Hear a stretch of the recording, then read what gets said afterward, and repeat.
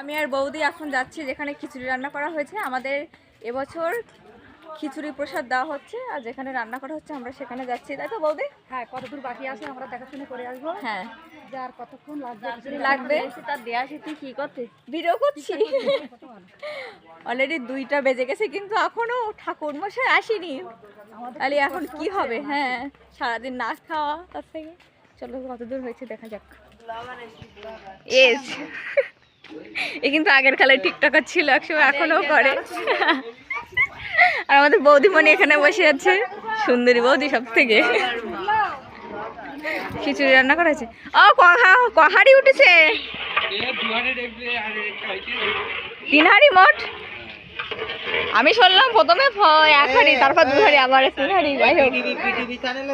হ্যাঁ দোকানে খিচুড়ি কিন্তু হয়ে গেছে, কিন্তু আমাদের ঠাকুরমশাই আসেনি। আর এটা কিন্তু সাগরদের বাড়ি। তোমরা টিকটক তো জানো, ওই চ্যানেলে আমি আগে টিকটক সারতাম। সাগরদের বাড়ি কষ্ট করছে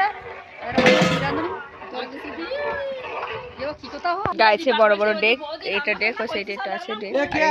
হ্যাঁ, তোমরা তো দেখলে খিচুড়ি কতদূর হয়েছে। এবার আমাদের অঞ্জলি দেওয়া শুরু হবে। ঠাকুর মশাই মনে এসেছে, ওই যে মাইকিং করছে। আর আমাদের পিছনে ওই যে মোটু দাঁড়িয়ে রয়েছে, দেখো কত সুন্দর লাগছে আমাদের মোটুকে। মোটু এবং কাকিমা আর ওর ভাই দাঁড়িয়ে আছে, দেখো দুজনকে অনেক সুন্দর লাগছে। 2 মাপে। হ্যাঁ, যে মা আর মেয়ে কেউ বুঝতে পারবে না, মনে হয় আমি কি বলি। হ্যাঁ, বুঝতেই পারবে না, মানে মোটুকির মুখ দেখাচ্ছে না।